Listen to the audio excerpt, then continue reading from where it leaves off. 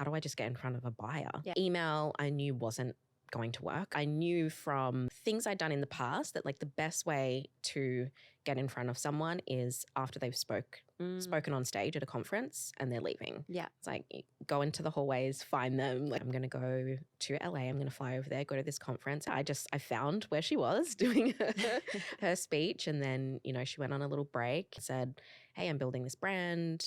I'll tell you a little bit about it. It's for curly and coily hair. There's this gap in the market. I want to create a brand that really speaks to women like me. And she was like, well, do you have samples? And I said, yes, I have some samples. Do you have a deck? And I was like, yes, I have a deck because I love a good deck. What is in that deck? A really defined like structure. Explain why this matters for a particular customer. All of these brands are doing this, but this customer wants this. Use kind of like market data, clipping comments of the same thing coming up again and again. And I knew that they didn't have a lot of options for curly and textured hair, but I could see that they were trying. But everything was about that deck and about the story of the brand. It's almost about like trying to figure out what the problem might be and then coming to them with a solution. He said, send me a deck and I'll pass it on to the hair merchant. Sent the deck off. I heard back from the merchant on Monday. They were like, I can meet with you tomorrow for 15 minutes.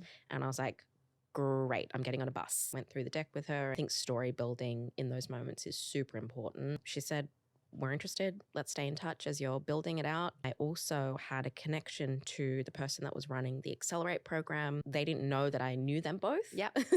And so it was kind of like this double approach to make sure that there were different avenues that I was approaching.